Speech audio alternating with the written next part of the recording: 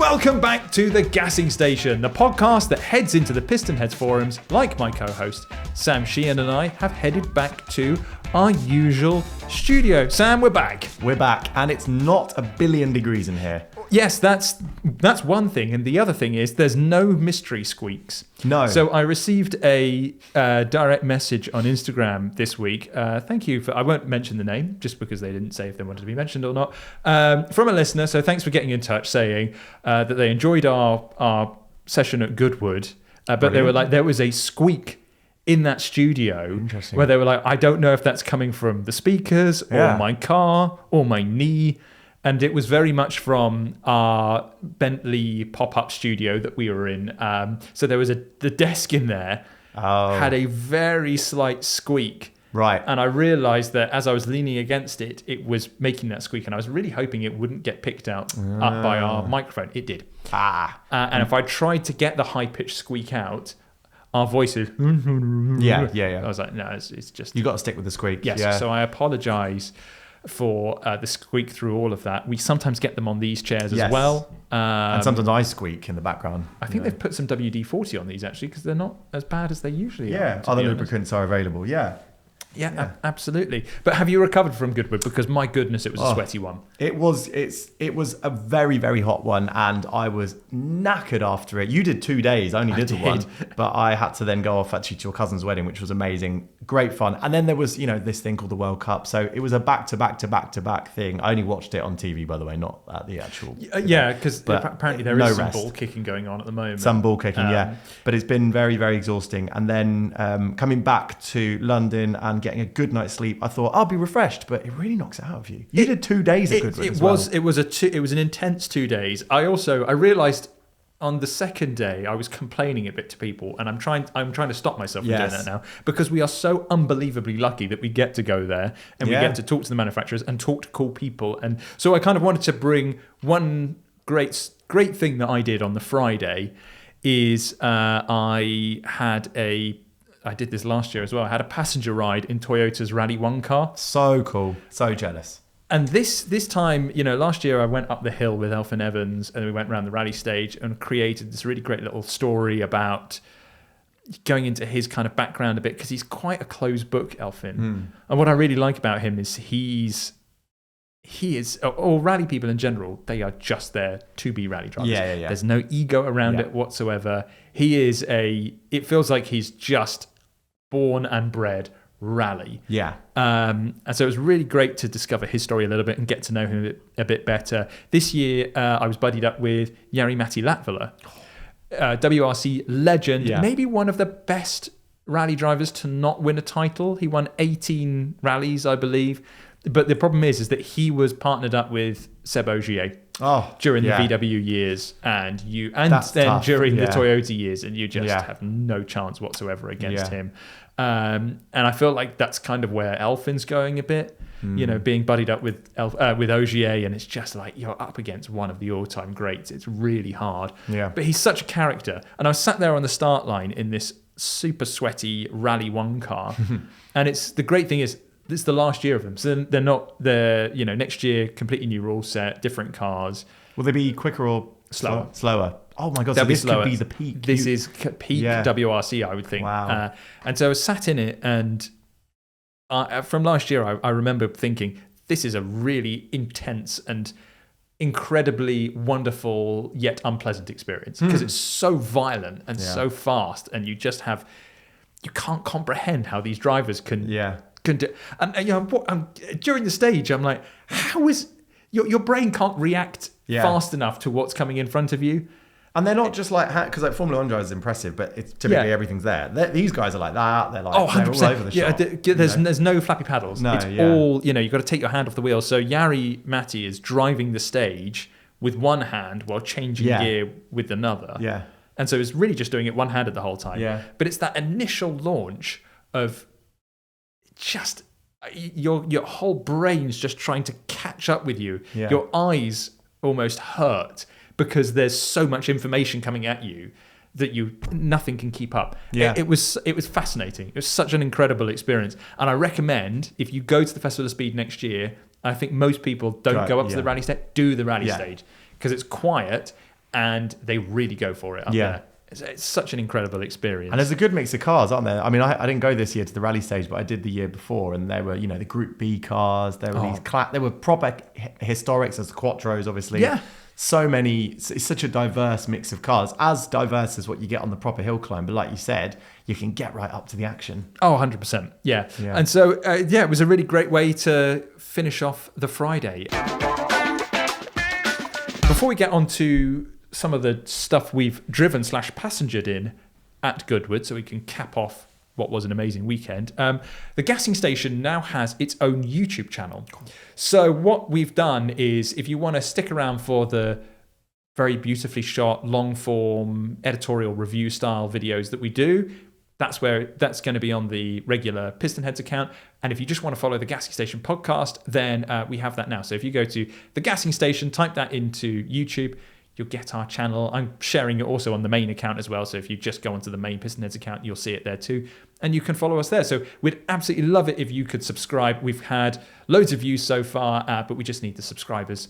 So you know that's where the future of the Gassing Station podcast is. Helps feed the algorithm. Leave a comment, likes, whatever. Yeah, about to say, and it's all helpful. That is like, if you want to kind of engage with us, drop some comments down there. We'll definitely wade in, because we've not got anything else to do. No, exactly. I'll turn notifications on if I can. Can I do that? Yeah, probably. I'm not logged into the account, but I'll figure it out. Anyway, back on topic.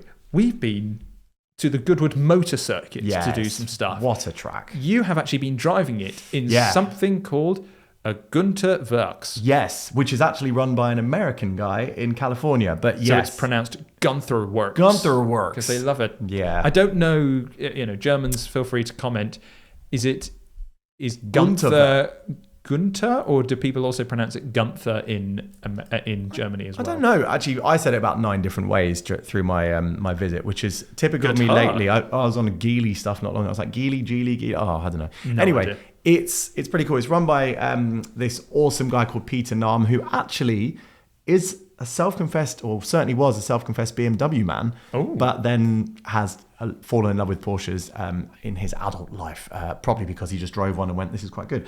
But the car on circuit, so I want to give a bit of context. Just the week before, so just before the actual Festival of Speed, I drove the 1600 horsepower Denza whatever it's called. Is it Denza Z? Sorry, Denza Z. That was it. Denza I've lost Z track Racing. So much. But this is, for context, this is, who owns Denza? BYD. BYD, right. Okay, so one of the major Chinese players. And they definitely had the major stand at Goodwood. You can see where the money is. Isn't Yang Wang a BYD venture? Yeah. So they've got 2 performance-y things. Yeah, it's a bit confusing.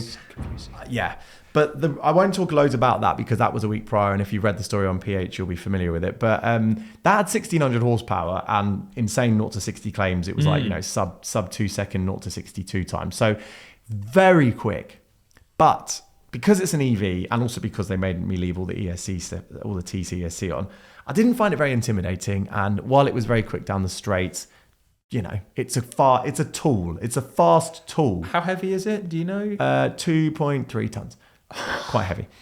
Yes, which is 1,100 kilograms heavier than the Gunther Werks F-26, which, by the way, F-26 is a nod to American fighter jet. I was going to say, I thought that was very... Yeah, because 26 is the number of cars they're building. Interesting, because, there's the F-16, exactly, F-15... And it turns out that's quite an appropriate name, because...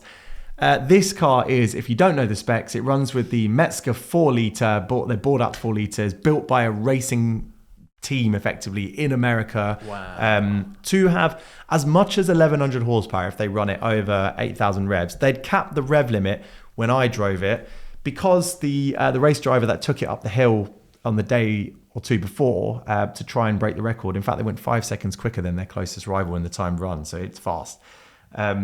He had a slight miss shift at maximum revs, or as some people call it, a money shift, I think is what it's called, isn't it? So anyway, it did some extra revs. They saw it in the data, but the car ran and continued to run. But in order to make sure it didn't obviously go bang, they capped the revs to, I think it was 7.2. So I only had 900 horsepower. which was very. I don't know why I got out of bed in the morning. Jeez. Pointless. Why would they do? Why did I drive to Chichester for just 900 horses? I'm surprised it could even move. Exactly, 1200 kg. Oh yeah, by the way, the day I was there, it was part of like a Resto Mod supercar track day, so it's quite an exclusive event with some very wealthy people there. This car was one of the more expensive ones at £1.2 million. But there was also a Porsche 918 Spider there, and I did some calculations, and this, even in 900 horsepower spec, even in low power mode, had over 180 horsepower per ton more than a 918 Spider. So in a chassis that's 20 years older. Yes, but has had not insubstantial amounts of modification. Before the half roll cage went in, it's 150% stiffer than a standard 993 structure. Then they throw half roll cage in. So you can imagine how stiff this thing is. But it has some amazing suspension tech, active damping that's continuously active. So ultimately, this is 993 body shape. Should have a slant nose because it's an homage to the 930. No, it was the original slant nose was a 930, wasn't it? I'm forgetting now. I believe it was. Yeah, yes. I think it was. This is less slant nose, more kind of gently sanded. It isn't running the slant nose spec in the UK because they are using this car in the UK on the road. I'm pretty sure they said they have got plates for it. If they haven't, they've put it into UK spec at least, right. Because the slant nose doesn't pass our MOTs because of the positioning of the headlights. So what they said was if you buy one of these cars in the UK, you will get given a car with the standard 993 nose front end, but they will just throw into the boot the slant nose kit. So like Alfa did with the rear wing on their old BTCC car back in the day, you got the wing, but it didn't come on the car, so you can just add it yourself. So you could fit it and then pay your MOT man a few quid, and then hopefully it will just get through. That's funny because that seems like it doesn't seem like the work of a minute to just go and put the slant nose front end on your Gunther Werks. It's not just a couple of U-clips and then you pull the whole nose off and then I think it's probably quite a big job. But if you spent 1.2 million, I'm sure it's within budget. Anyway, to drive, unbelievable, as you'd expect. Slick tyres, loads of negative camber, -3 degrees on the front. I can see from this it's picture, running camber like a BTCC there's some car. Slant on those tyres. And it is, and by the way, 900 horsepower, wheelbase shorter than a Ford Fiesta, the last gen Ford Fiesta. So pretty small thing. I thought it was going to be, and as I said with the Denza, I wasn't scared to drive that at all. With this, I was quite scared. Not just because of the value, but because of the car. The best thing about it, I got there. The team were amazing. I spoke to the boss. I spoke to one of the head engineers, Kerry. I hope he's the head engineer. He was definitely a key engineer fellow, and he was called not Kerry. Just a bloke who walked over. No, and he knew his stuff. He knew his shizer, and he was they're American. Yeah. Anyway, he was great. He was giving me loads of information. You could see the passion. They're a fantastic group of guys and gals. And anyway, I was about to jump in the car, and I thought they're going to give me a full briefing. There's going to be a race driver sat next to me because they had their race driver on hand as well. They just gave me the keys. And they just went, just go out and come back in 5 laps. And they just walked away from the car as if I was just going to park their Ford KA, up in the car park right in front of it. And I was like, you going to tell me how to use it? They're like, well, you've driven manual. And I was like, yeah. And they were like, well, just start it and drive away. And I was like, what the hell? Oh, what a joy. It was amazing. So I had 5 laps in this car. It was hot, thankfully. The day was hot. So the slicks were up to temp. So I didn't have to worry about getting up to temperature. And went out in this rocket ship. And oh my God, so fast. So much torque. It didn't matter whether I was pulling out the corners in 5th gear or 2nd gear. I was exploding down the straight. And it was such a malleable engine. And I thought it was going to be terrifying, but it put the power down exceptionally well. You could full throttle power out of corners with an almost, with steering lock on. It's got phenomenal traction. Amazing amounts of steering feel, but light steering at the same time. They'd done some changes to the gearbox. It's a 996 GT3 based gearbox, but obviously totally reworked for the extra power and torque. And also they've changed all the linkages. So it was such a lovely gear. I know what that era of gearbox is like because my 986 Boxster gearbox has a very similar box to what they would run in the 996. And that's quite a heavy gearbox. It's an armful to change gear in that car. In this, it was lovely. It was just flowing through the gate like you do in a new Civic Type R, the latest RIP now Civic Type R. Really lovely thing to drive, approachable. It rotates in the corners in a very predictable manner. It handles like a mid-engine car. not a rear engine car. So Very interesting, because terrifying to approach, wonderful to drive. Because I look at this and I have what would you call it? Secondhand terror. Yeah. Where I look at it and I go, that looks, not just because of what it is, but also the circuit you drove it on. Goodwood, we've No talked about runoff. this before. Zero runoff, extremely fast. Yeah. And is quite keen on kicking the way that the circuit is orientated. Yeah. Is quite keen to kick you off, or at least 100%. encourage It punishes you. snap oversteer. If you overcook it into a corner, you will go off. Yeah. It doesn't. There's no like camber to push you back on line. It's camber to push you off the track. 100%, and then there will be a tyre barrier waiting to just eat you up. At bits of it, some of it's just like grass verge. Yes, precisely. It's amazing. It's amazing old that you could school racetrack. It's fascinating to drive. It is terrifying circuit. Yeah. In something like this, where it is a 993. Yeah. And I know that it's been heavily engineered. It's got Widowmaker written all over it. Yeah, but it wasn't. In So fact, it's very accessible. it was very accessible, and as I said, it was one of the most daunting cars I've ever walked up to.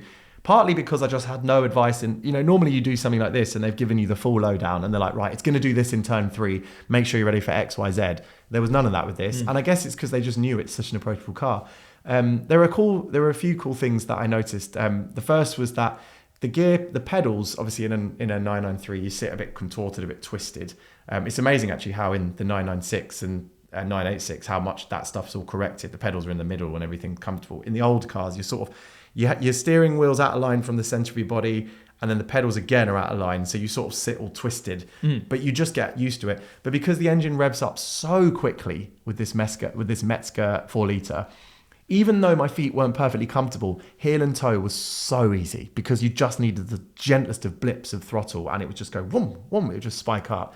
So I found myself powering up to a 918 Spider, being let through because it was holding me up, powering away from it. I was nowhere near the limits because I didn't want to get near the limits because I was like, I'm happy to just get 50, 60% out of this, if that. It was unbelievable. Made a fantastic sound. All of the guttural sound you get from an air-cooled motor, but then with this gorgeous song up top. It's much louder, obviously, than standard. It did trigger the noise monitor. So sorry to, Chichester District Council. It was me flagging it a few times. It's okay. But, moving near a racing circuit is sort of to be expected. Yeah, but it was fantastic and comfortable. The suspension, by the way, because you can soften it into comfort mode. I didn't drive it on the road, but the engineers told me, and I trust them because everything they said about all the other stuff was bang on. They told me that it's more comfortable on a road than a 992 Turbo S in comfort. Wow. Yeah. It's because even a 992 Turbo S is still quite a firm thing. Yeah, but it's the more rounded 911. Of course, So, compared to a GT3, it's positively exactly. bed-like. But, I was just going to say this is extremely nerdy, but you were talking about the pedals. I did just notice that it's still floor hinge pedals like you would get in a 993, but beautifully sprung. My old 986, when I first get in it on a cold morning, which is not many at the moment, you can feel the kind of like the. It's a little bit like our Bentley Studio, but this thing, it was just the control weighting in this was perfect. As I said, the gear shift is just, it was so positive. If you don't know what positive means, a lot of the PHs will know, but you sort of minimal input and then it just pulls the gear shift through to where it needs to go. It feels like it's doing the work for you, but so you just feel everything's so forgiving. If you slightly misangle the gear shift in my 986, you'll crunch a gear or you just won't get it in. In this, it was just so fluid. Steering, lovely as well. You know how good it is because Sam Sheehan is gesturing every single movement, which I always find when I was doing, we'll get onto it in a bit, I was doing a write-up of a car yesterday, and you find yourself kind of doing air gestures and be like, kind of like, are my muscles going to recreate that feeling that I had in the car? And then you can write. And they kind of do. And then you remember stuff. You're like, I remember that feeling. Really strange looks from my wife. But she's quite used to it. Because you're doing it in the mirror in the bathroom. yeah, exactly. Not writing. In your towel. Just gesturing with my eyes closed.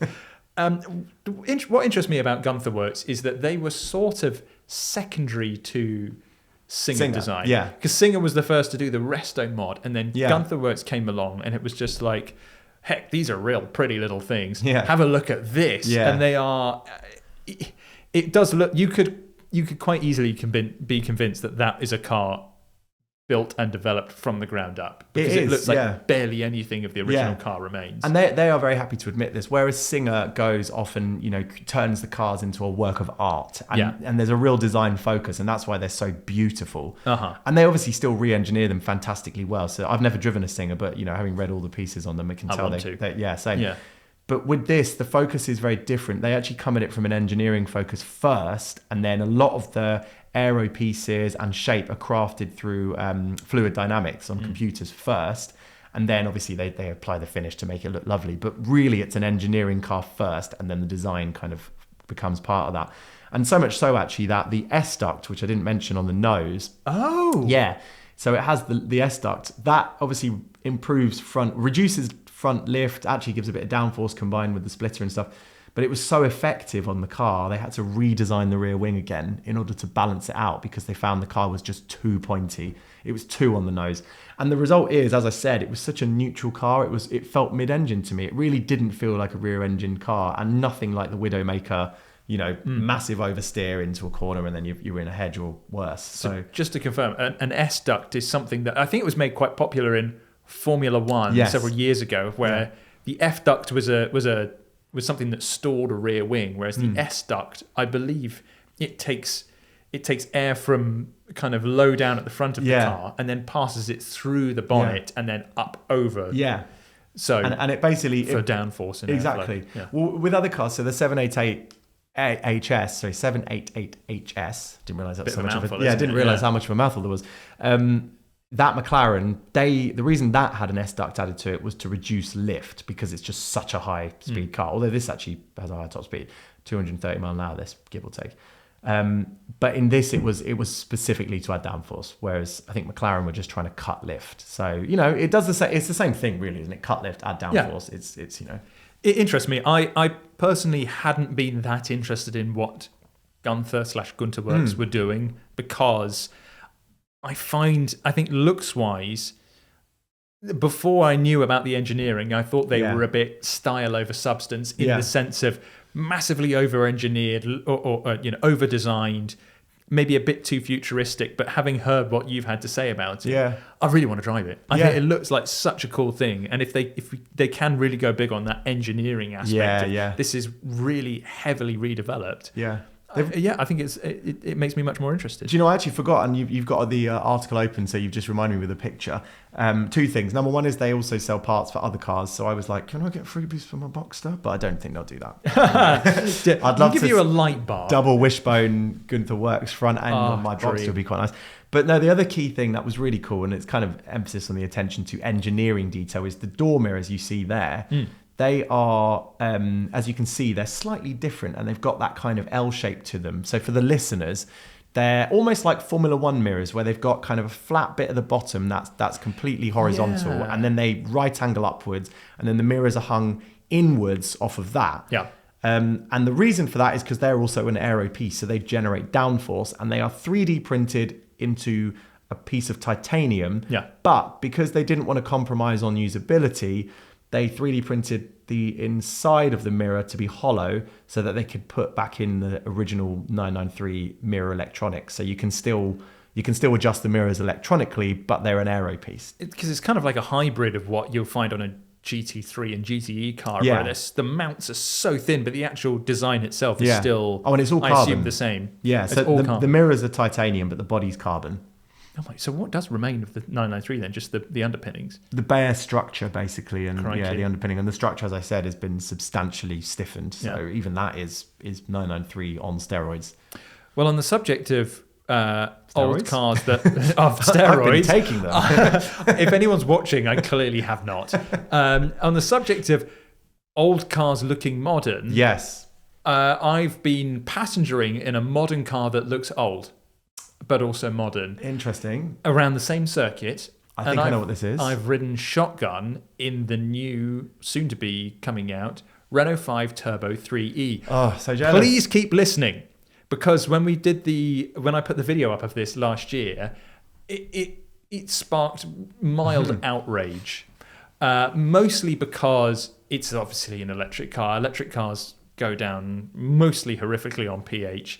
But secondly, it's an electric car with turbo plastered down the side of it. Yeah. When Porsche announced the Taycan turbo, oh boy, did not go down well brilliantly on pH for understandable reasons, because obviously an electric car can't have a turbo because it doesn't just, there's no combustion engine. But this is important for a reason I'll ask you the question a bit later into your discussion on this, but this is important for something beyond this car as well, isn't it? So yes, there is some more very pH important subject. Yes, so the platform of this, but there's obviously it's a continuation of the turbo Renault 5 turbo lineage, and so that's why they've gone with the turbo name. It looks like a turbo, massive flared arches. The thing that Renault is extremely proud of is the fact that it has a 2-to-1 length to width ratio, something that I don't think I've ever seen as something in like a press release where they're like, oh, it's 2-to-1, and you go, okay, I have no reference point for that whatsoever. So I'm really trying not to make a crude joke there, but yeah, yeah, it's I'm not going to go there. But so 2-to-1 length to width ratio, THE, is not far off a Renault Clio V6. Oh, so it's kind of makes sense. It's quite a stocky odd thing. From above, you can see like an above view. They would be both quite. Yeah, I can see that. Absolutely. And I mean, getting to the circuit and you see it in person, and I saw the mock-up of it last year, but when you actually see the proper production version, it's like, wow. Yeah. I mean, there's not many electric cars that make you go, wow. Yeah. And I think the Denza is a great example of that, of where it's got all the numbers and you look at it and you just go, that's a bit frumpy. Well, Same with a Yangwang U9. The Yangwang, I think I've said on this pod before, the Yangwang looking thing. From the side, I'm like, okay, supercar shape. But then you look at it from like front three quarters and the offset and the way the wheels sit is all wrong. Yes. The total opposite is true on the Renault. The offset and the way it sits is perfect. The design is faultless. Yeah. I think it is absolutely stunning. I mean, the standard Renault 5 is such a good looking car. Yeah. And there is barely anything that has been carried over from the Renault 5 to the Turbo. I mean, it's literally this different the platform is different. 100%. So it's it's a double wishbone suspension all round, all aluminium chassis. It is a bespoke build with some Renault 5 elements to it, but it's as the original homologation special would have been. It's a new car. It's its own thing. Renault's calling it its supercar. Yeah. Because it's got 555 horsepower, which is 15 horsepower more than they quoted last year, which was 40 horsepower more than they quoted the year before. Interesting. So every year it's getting more powerful. Rear-wheel drive only. The electric motors are integrated into the actual wheels themselves. Yes, inboard. Inboard. Yeah. It was not. Is it inboard? No, outboard, because it's unlike an inboard motor is where the motor is in the middle of the axle. Yeah. This is in the wheel itself, so it's better for weight distribution. Yeah, but it also means that you get a crazy torque figure. Yeah. So if you look at it, they quote something like 3,600 pounds-feet of torque. Is that because there's no losses? That's it. Right. Yeah. There's no, usually it will be taken at the crank or at the axle, but because there's none of that, it's literally straight to the wheel. So you get a ridiculous reading. I don't know if this is something that I answered, but do we know, like, if let's say you had a blowout on the motorway and you jacked it up and you had to take the wheel off, does the motor come off with that? Oh, damn it, Sam. I didn't ask that. Can you imagine that? You're at the roadside and you're like, the AA man comes and you're like, it is 400 kilograms. Yes, exactly. I don't know how much they weigh. That is going to be extremely heavy. Probably not that much, but yeah. I hadn't thought of that. It probably isn't. It'll be on the hub, won't it? They didn't have any tech people on site. It was literally just... I've just answered my own question in my head. It will be on the hub. It will just be like removing the wheel off of the hub and the motor is the hub. I feel like... Surely. Replacing a tyre or replacing a wheel and having to do the whole motor would be a bit ridiculous. It will be on the hub. Supercar stuff, I mean, anything's possible. So it looks fantastic. Inside is stripped out. There's no rear seats. There's a roll cage. Nice. There's beautiful carbon-backed bucket seats with bits of suede padding that you sit on. Sabelt harnesses. And the seat design itself is quite interesting because it looks a little bit, a rally car's got proper wraparound seats. Buckets, yeah. Proper, yeah, but they wrap around your head. And so they kind of mimic that a little bit of where it's much more of a wraparound design than a standard bucket. Beautiful look. The interior itself is very limited, very stripped out. The actual Renault switchgear is a really good looking thing, I think. So they've put, you've got the Renault dash kind of bolted to it and the steering wheel, but it's a nice design to begin with. In the middle, you've got a carbon-propped hydraulic handbrake. So it will, if you pull it, it will lock the rear. So it's like the Yaris GR one. That's they do. it. Yeah, it's a proper, and that's kind of a hark back to the, it started life as a drift car prototype that then generated so much interest. They were like, we should probably actually make this as a proper production car. So it's got all the drama. It's only 1,450 kilograms for an electric car. I actually didn't know that. Yeah, because that's only 100 and something more than the Gunther, which is... It's only 100 more kilograms than a Phase 1 V6 and 50 kilograms more than a Phase 2 V6. Blimey. So it is extremely, for what it is, light, lugging around a 70 kilowatt hour battery, which is good for 250 odd miles of range. Yeah, not best, not the worst. The weird sensation though is you sit in it and there's none of the sounds and sensations that you would get with a performance car as you're about to head off, or a rally car, which you have fresh memory of. I think that's kind of what ruined it. You get in the rally car and it's just obviously buzzing you, and then before you start, you put it into a launch mode, so it's the whine of the gear. But I mean, you got the whine, I suppose, actually, but it's different. Yeah, not really. Oh, really? Not really, because I guess there's no. Because it's in the wheels, you kind of take away that whine. That's a good point. Transmission or any sort of whine. So I've been imagining what it sounds like, and I just instinctively threw a whine soundtrack into my mind's imagination. But that's not. You're totally right. It doesn't have a gearbox. No, there's no.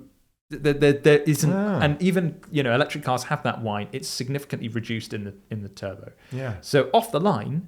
There's no anticipation. There's the thing is the driver didn't floor it off the line. He kind of wanted to build it up a little bit first. So there was none of that kind of like silence and then launch. Bang, but there's none of that rumbling away. There's no fire up. And so you're just kind of, there's a bit of anticipation, but it's more of, as a passenger, it's what are they going to do? Yeah. And so I wouldn't say it's necessarily a bad thing. It's just a very different sensation of getting in a car and it's on. And you know that you're in something performance related. It's just silent. Yeah. You pull away and he's kind of swerving to kind of show you how reactive the front end is. And it feels really darty, really reactive to his steering inputs. And because it is relatively on the light side, it just, he has a small little movement of the wheel and it just snaps in the direction that he's going in. It's got some geo and stuff, hasn't it, as well? Oh, 100%. I assume it'll be more than they do anything on that platform. Absolutely. Because they're still developing it. So there's still, deliveries don't happen until next year. So there's still some work going on. And so, I can only really, because I've not driven it, I don't know what it's like handling wise, but just looking at it, it goes, okay, it looks really responsive. The other thing I noticed is, he had the driver assistance off. Yeah. I wouldn't call it snappy, but I would call it a handful. Yeah. Like, he's coming into a corner and there is mid-corner rotation. Wow. So it over-rotates. So he comes in and even before he boots it, there's just that little bit of, it just gets a little shuffle on. Yeah. And then you're bringing the power in. It's on its tippy toes, as they say. Like, it's already kind of like, I'm doing lively things before you've asked for it. That's it. Yeah. And as soon as he's powering out of the corner, he's not stomping on the throttle. He's just bringing it in and the back steps out. And then he catches it, and then it steps out again, and he's catching it. So it definitely, I think that's the fun aspect that I see. It looks like it's a challenge. It's not a car that you get in. It's not like the Denza, where you said you get in and it does it all for you. The Denza was very bolted down. It plays a bit, but not a lot. This, and that had 1,600 horsepower, whereas this has much less and sounds like an absolute lunatic. The only thing that I'm so curious to find out is, what does that feel like from behind the wheel? Because if in a combustion car, you're listening to the revs, you've got a feel of what the engine's doing, and in a turbo car, you go, okay, I know when the boost is going to come in, so I can then, I know how to manage it from there. But in an EV, it's just there. Bang with torque. Do you know the thing that makes me really excited about what you're saying is it's making me go, this is Renault. That's my, my favourite performance brand. Of well, the yeah, you affordable. are Renault Sport. That is Renault Sport right there. What you're describing, a lively, potentially too lively at points, but because it's more fun that way, sort of car. That's exactly what they do. When the Renault Sport engineers, who are obviously now Alpine, but when they were saying, yeah, we need to make a hot hatch that's fast and fun, they took the fun bit to the next level, more than most other. I mean, you know, Honda's FL5 and FK8, fantastic hot hatches, but are more serious. But I think like things like the Trophy R and, you know, the R26 and things like that, they just went and had fun and made them fast. And this sounds like that. I'm glad you picked that up, because that's exactly the feeling that I got out of it. And I actually kind of wanted to say on the sound thing first, because we were talking about how quiet it is. It is actually quite loud when you're driving from the wind noise, because it's not the most slipperiest of cars. It's a bit of a brick, and so you get quite a lot of wind noise, and it gives you a really good sensation of speed. And maybe that's more of an indictment of what the combustion engines are like now, where they're so quiet and so restricted that you don't get, you know, it's amazing what some, you know, Porsche, for instance, what they do with a naturally aspirated engine is unbelievable.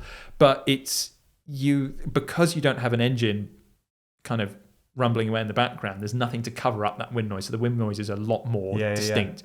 But you know, we stopped. We were only getting a couple of laps, and literally 2 laps of Goodwood, so not a lot of time as a passenger. And because it was a prototype, it did fall apart a little bit, and so we had to pull over and check bodywork though, wasn't it? It was some underbody that decided it didn't want to be part of the car anymore. The cable ties broke. Pretty much. So the run was curtailed a little bit, but I got out of it, and I didn't think there was no point of me that was thinking, oh, I really wish that had the Alpine engine in it, you know, the 4-banger. I think other than getting in it and kind of feeling that rumble to begin with, I think that the overriding feeling was, I really want to drive this. I'm so curious. I'm so excited to be... And it's not a case of, is this going to replace a combustion engine performance car? Nothing, no part of this makes me go, oh, I don't need a petrol engine anymore. I still want that. But do I like this as an addition to what's also available in the performance market? Hell yeah. So why not?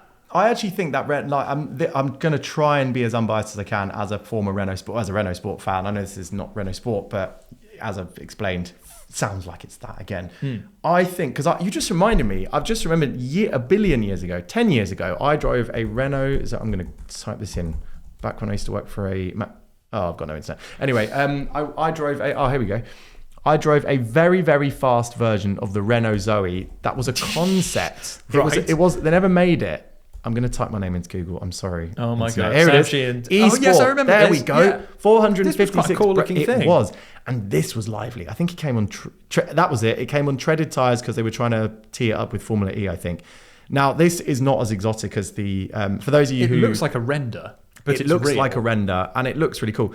And don't watch the video I did on it for the channel, because it's me at very junior stage, and it's pretty, I'm presenting like I'm talking to my mum on the phone. It's not good. Yeah, but it's a 456 brake horsepower Renault Zoe E-Sport, and that was lively, and that was before Renault Sport had been killed off. And it's making me remember that what I came away from that was... I can't speak. What I came from that drive... What am I trying to say?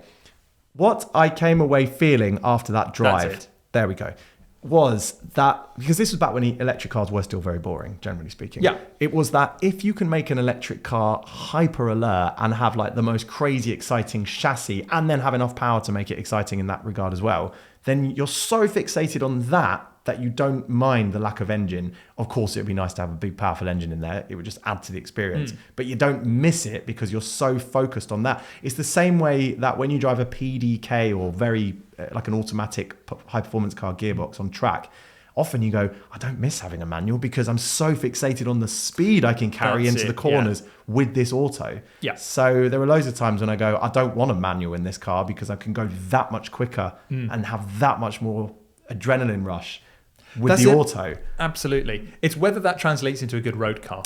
That's true. Speaking to the Renault lot last year, they were like, if you go on track in this, it's probably going to last about 15 to 20 minutes. Yeah. Which is kind of how long you would lap before taking a little break, but you still need to charge 20? It. Interesting, because you know the A110 that's sharing this platform. Yes, well that's the thing. They've come out and said formally in an interview, 20 minutes of track driving it will be capable of. Interesting. So that's a slightly more cautious. Maybe it's got more power. Well, this was a year ago. Okay, and they've found more power in that year, and so it wouldn't surprise me if they found more capacity or at least more usable time. Yeah. Just with software engine, working and stuff. Because that's what this previews the A110, Alpine A110 rear drive. The motors are different, obviously, but the platform itself will be similar. I think the interesting thing when that Alpine comes out is because we've seen the camoed up version going up the hill. Yeah. And it looks cool. It was called the A110 Future, wasn't it, or something? Yeah. Yeah. And it looks cool. It's, as they had said, it was a bit more aggressive than it was before. Yeah. I just think when I see this Renault 5 Turbo, I just think, holy moly, that is so unbelievably cool. And do I get that same feeling from the Alpine? I think the Alpine is like, I would really want the petrol version of that. Yeah, well, they are going to continue that anyway, so that's the good news. We shall see. I think that's the... I've just come away from it thinking, I've gone in with a very open mind. Yeah. It's absolutely not changed my opinions of petrol cars. I don't think it was ever going to, and I don't think that's what it's designed to do. It's just designed to be fun, and it's been engineered to be fun, and everything kind of points to that being the case. So I can't wait. Yeah. And also that just to add, the petrol A110, I think we've mentioned it on the pod before, is 85% going to survive on in a new model because that platform can take a petrol engine. So this is a sign that the EV stuff can be really fun from that brand, but petrol will live on. If petrol stuff is still very much your thing, which it obviously is, because that's why you're on Pistonheads, then if you haven't already, go and get your tickets, please, for Pistonheads annual service. It's on the 8th of August, so you'll only have a couple of weeks after this podcast goes live to get your tickets in. It's on, 8th of August at Bicester Motion. It's going to be our biggest event yet. We have got some great guests to talk to because you're joining me on the live stage this year, and you're not? Yeah, I am. Yes. So we've got Johnny Herbert is going to be coming along to talk about the Lola T70S and just Johnny Herbert things. Yeah. Met him at the British Grand Prix for proper. Coolest guy. Unbelievably cool guy. And such a sort of chap. He's sort of just seems permanently happy. So down to earth. Yeah. And it's that thing of where he was talking about the gear shift in the T70S, and then he just goes, oh, by the way, it works really well with my gear, my shifting style, because Gerhard Berger used to go from 6th to 2nd in one movement, whereas me and Mika Hakkinen, because he can just name drop like that, like to go through the gears individually. And he's like, and with my driving style, it works really well. And I'm there going, it's ridiculous. Gerhard Berger went from 6th to 6th. So when he was going down into let's say take Monza for instance, and you're going down into the chicane, would just go one movement, 6th, bam, all engine braking down into 2nd. Geez. And I said, did that not just nuke gearboxes? And he goes, well, obviously yes. Yeah. But Blimey. But it was that thing of where he could talk and say, oh, this is what my contemporaries were doing. Yeah. And also, comparing the steering to a 7.8, his Le Mans winning 787B is just unreal. I can't wait for us to talk to him. We've also got Vicky Butler-Henderson coming along. We have a car launch, a world preview of a car that's going to be... I'm so excited about what we... And, that's not including the hundreds of cars that we've got littered all over the site. So please come along. We'd love to see you there. It's such a great day out, and I can't wait. I'm really excited for it. I can't wait. If you're looking for a car to bring, then maybe this will come in handy. So... We've not done a proper buying challenge in a couple of weeks now because we've had so many events and stuff going on. I've got something here from Bell427, and they say, I've been looking at interesting estate cars for the last 18 months, but for various reasons have not been in a position to buy. I'm hoping that I can start looking again now, and hopefully in a few weeks we'll be ready to pull the trigger on something. My budget is around £20,000. Ideally, it can't be too ruinous to run. I do lean towards comfort these days, but I can bend towards something a bit more interesting. I do around 8,000 miles a year and mostly short 13-mile journeys each way to work. Boot size does not need to be the best in class. They mention a Cupra Leon 300, a Golf R, and also a BMW 330/335D. Any advice would be much appreciated. Sam Sheehan, what have you got with the criteria in mind? Well, I have got the first car is actually, I'd say, I mean, he's hinted at here. Do we know? They have hinted that the 330, which I totally missed actually in the piece. But anyway, there we go. It could be an option. It's because I took it out of the show notes. That's why. But the key thing is I've gone for a 330e, which I would describe as the current, like the 320d of these days. Oh, absolutely. Because now that diesel's a bit of a dirty word, 330e, same kind of vibe, performance, fuel economy, just a great all-round car. And this one is in a decent spec. I mean, it's in white, so some people won't like it, but it's got smaller wheels. I see leather seats as well, so it looks like it's spec'd to be comfortable rather than sporty. And look, I think these are just a great all-round car to drive. Fuel efficient. What do they get out of these? It's a 2 litre, isn't it? 300 horsepower. Being a hybrid means it will be a ridiculous number, won't it? Where it's like 8 million MPG, miles per gallon. Whereas it's like, well, what's the real thing?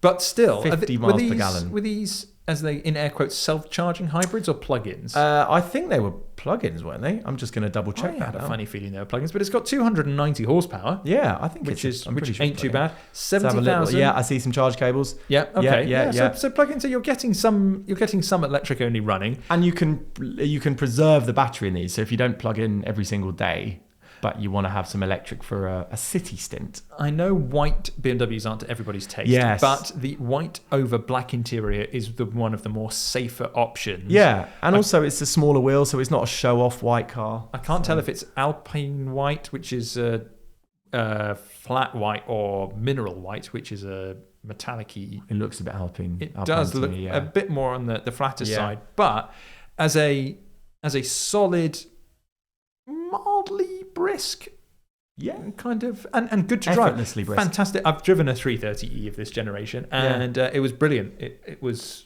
I think they're great. I think they're really lovely, and it's one of those cars where I'm like, one day if I need a car like this would probably be on the list immediately. Yeah. And also you got £2 change, which is quite nice to go buy some sweets. That's very handy. Yeah.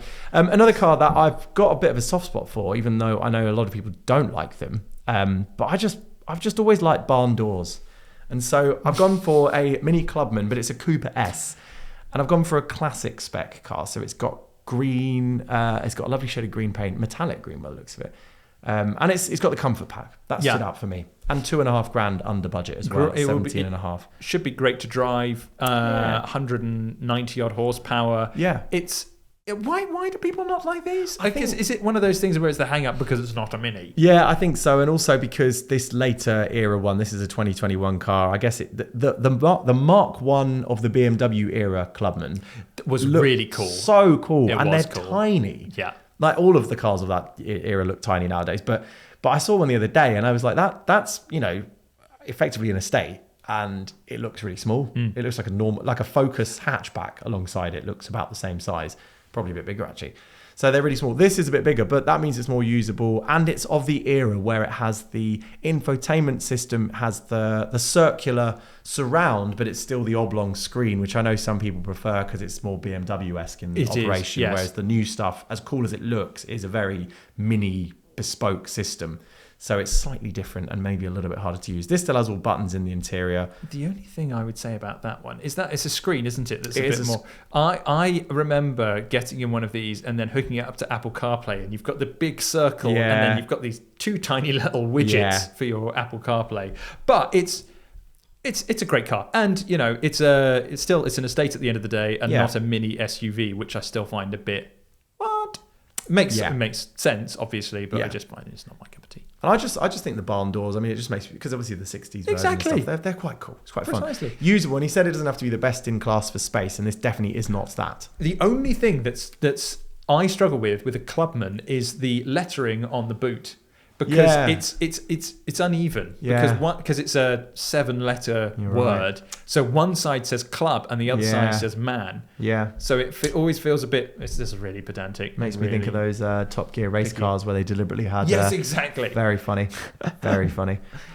My next choice is, so those were fairly sensible, like kind of, the Mini's a bit more of a fun, but this one seems a lot more sensible. Yes. Well, I think it does in terms of it's going to appreciate in value. Oh, good thinking. Because with 40,000 miles on the clock, so this is a 28-year-old car.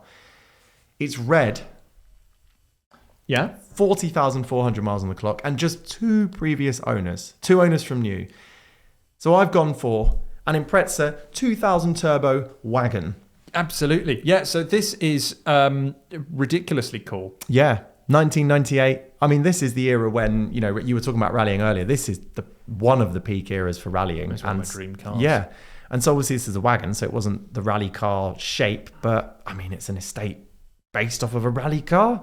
That's about as cool as things get. And also this one's been tastefully modified. So it doesn't mention anything about engine mods. I'm just going to re-skim that.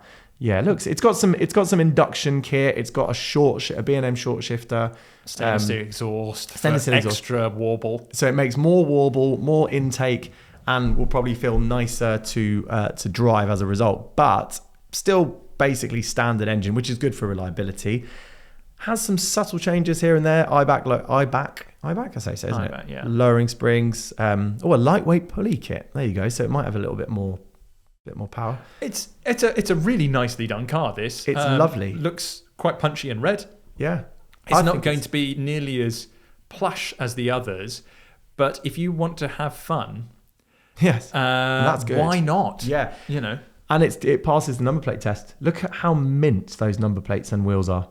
You can tell this is somebody who cares about the details. Deliciously 2D plates. Yeah, I think if you're going to buy an old Subaru, this is the one that you're going to want to get. Yeah. It's just really, really well looked after. That engine bay is spotless. Absolutely spotless. Was it 40,000 miles? 40,400. So if you're doing 8,000 miles a year, you can use this quite liberally and not really have to worry about the mileage going up that much. So I guess the one thing is obviously Japanese cars of this era do rot a little bit, and so if you're using it in the winter months, this one looks especially clean underneath. It would be a shame to get this anywhere near salt. Yeah, but you've got £1,005 spare. Go and buy yourself a Citroen C1 to bomb about in, and I don't know. Well, while you're having a think about which one to put forward, let me give you my options and see if that sways you. So the first one, they mentioned this, and I thought it's probably worth actually hunting one down because we've had it before. It was our last one that we did where they said, I'd quite like an MX-5 or a Z3, and there was not really any good examples in budget. So I thought, let's see if there is one in budget, and there is. It's a Cupra Leon 300 in that kind of matte. Is it matte or is it kind of like that dark grey colour? It looks shiny there. It does look a little bit. Yeah, I think maybe not matte. So it's the 2019 Cupra Leon 300. So it's essentially a slightly more affordable, in air quotes. Yeah. I think they're about the same now as a Golf R. But it's a Golf R, so it's got 300 horsepower, all-wheel drive. That kind of snappy DSG. One thing that they were really after is the adaptive suspension, which you have here as well. So you can go and swap through it and have a slightly more cushy ride if you'd like. I drove a newer version of this that was the front wheel drive, because they do it now where the Cupra Leon, you can have a front wheel drive 300 horsepower, you can have the all wheel drive 310, whatever, or 330, can't remember. All-wheel drive is by far the best way to go. Yeah, the front-wheel drive one is hilarious. Yeah, but it will chew tires. It doesn't have so leery. They have their diff style system, don't they? Yeah, but it's not a proper mechanical. I can't remember. Isn't it? Is it VAC? It's still all over the place. Yeah, it's still kind of bitey on the front axle when you power hard. This thing will be extremely efficient at getting its power down. It's got a big old boot. It's got a nice-ish interior. A very solid interior. VAG. I found out the other day that VAG, it hasn't been called VAG for like 40 years or something. So VW Group. VW Group interior. But VAG is very solid. It is, yeah, exactly. 40,000 miles, £19,000. A very smart choice. Yeah, and also it passes the pretend police cars. As does this one. Albeit a few years ago. Put some traffic cones in the back and suddenly people start letting you through and driving under the speed limit. We're talking about smart choices here, and you can't have a list of smart estate cars without a Volvo. It's giving Partridge. It's giving mild Partridge vibes. Yeah. But the thing is, if you own one of these, you are in the 1% of cool people on planet Earth. I agree. This is the coolest thing that you can have. Alloys. It is perfect. Fantastic condition. 2003 Volvo V70R. Yeah. That is the 2.5 litre 5-cylinder turbo engine. My God, I did not know these were. So I was looking at the pictures. I forgot about the budget because my brain's stupid and I forget things instantly. And basically I was like, oh, I'd love one of these. And then I looked at the price and I was like, oh my God, they're 14 grand now. That's more than I spent on my 3 Series, which they've is gone up in value 10 years so newer. much. Wow. Just as, a smudge more powerful. I thought these were still like a 4 grand car. We've just had let me have a look on auctions. We've just had a Volvo estate sell on auction. I don't even think it went to auction because someone snapped it up so quickly. This is a 850 T5R manual with 145,000 miles that sold before it went to bid. Yeah, before it went to bidding for nearly £13,000. Yeah. I mean, with over 145,000 miles on the clock. These are awesome ridiculous cars, but that's in the same bracket as some. You can get a. Could you get a maybe not a 911, but you could definitely get a decent Cayman. Oh, 100%. I know it's a very different car, but what I mean is it doesn't. Yeah, it just shows you. Volvos. Brilliant. People love Volvos, and fair enough. Really cool. This one's black. Again, 42,000 miles, so it's considerably lower miles, which if you compare it to the 850 makes it. That are just sold on auction. Not bad at all. No. It's an auto, so not quite as engaging, but still as an everyday car to use. I just think that's really cool. Yeah. Really cool. However, I'll get to that in a second. I'll get to that in a second. The one that I think I'm going to put forward is a CLA 45 shooting brake. Yeah, they're cool. It's a really smart looking car. This one's got 83,198 miles on it, so it's a little bit on the higher end. It says 0 previous owners, so I'm guessing that means that it's been with one owner. It's moving on from its first owner. You've got that properly punchy 4-pot with 375 horsepower. Yeah. And infinitely tunable. So if you want to go and get it chipped, mate, you can get ridiculous power out of it. But I find that these look really smart. I think because Merc's design has gone in such a weird direction these days. Yes. You look back on this era and you're like, because at the time I actually didn't love the look of I thought the front end and the headlight shapes, because they were really playing with shapes, and I was like, oh, maybe it's too much. But actually now looking at it versus today's cars, I'm like, really smart. It does. Yeah. I always thought that these looked in hatchback form extremely front wheel drive. Yeah. You know what I mean? You know when it's just kind of like there's so much going on at the front, and then they have these dinky little wheels at the back. Yeah. For me, it always reminds me of like a little Chihuahua that's got one of those like wheelchairs that it has to be put on. I don't know why. Yeah. But I think with the shooting brake, it looks so much more well kind of like formed. And obviously that engine and gearbox, rapid to drive, and obviously broke a load of records at the time. I think it was more power per litre than any production car or something.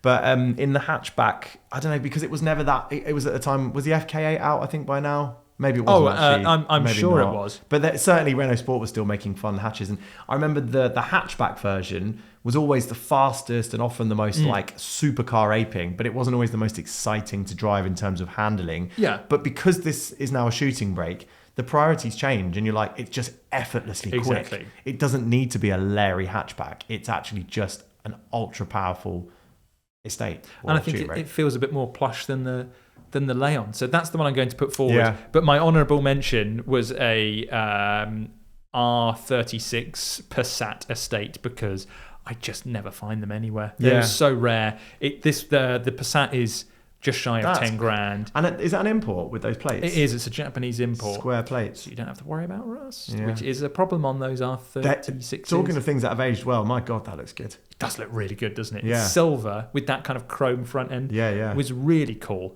So that's 10,000, but I think the wisest thing to do is go for the CLA, which is 16,295. Slightly on the higher mileage side, but that's just going to last you a long you've time. destroyed, because see, if I go for 330, it's just too sensible and boring. The Mini is great, but it's just, I mean, I could throw in a curveball and just go, let's see who agrees that just, let's see, living on the wild side and going with the Impreza. You're going with the Impreza. Well, again, people can vote. So if you People can vote? Yes, they can. can. They need to change that. Yeah. All right, authoritarian. If you are listening to this on Spotify, I will have a poll for you to vote on. So you can choose my car, you can choose Sam's car. If you think that we've done a rubbish job, head into my post on the Pistonheads homepage, go and click on the topic and put your own suggestions in there and maybe say that we were absolutely rubbish. And bear in mind, by the way, because I see some suggestions come in, bear in mind we are restricted by what we can find. Because sometimes people come in like, how do you guys ignore this? We'd love to find every car, but it's what's available at the time. Yeah, but feel free to then just shame us and say you should have chosen this. And then we'll just cry into our Well, sometimes I've seen people do that, and I go, "Oh, it's the obvious choice, but it's a boring choice." Yeah, we kind of want to be a little bit different. Yeah. Now you can obviously always check out Pistonheads auctions as well. There was no performance estates that met the criteria this week, but it's because we've sold them. Oh, and these don't meet the criteria at all because they're a lot more expensive. Yeah. We've had, I think I've bought the B3S Touring up on a previous podcast. Yeah, you have. I have. Yeah. Did I bring up the E61 M5 Touring that sold? One of 11 Indianapolis red. That's in Chris Harris red. Is that the same colour he has? Well, it was the same colour that he has. Oh, he's had it painted. He's had it, well, his is now green, and I looked everywhere to see if it was painted or wrapped, and I saw there was a picture he put up of it stripped and green, which makes me think that it was repainted. Yeah, it would be. So it's now, instead of it being a one of 11 worldwide Indianapolis red E61 M5 Touring.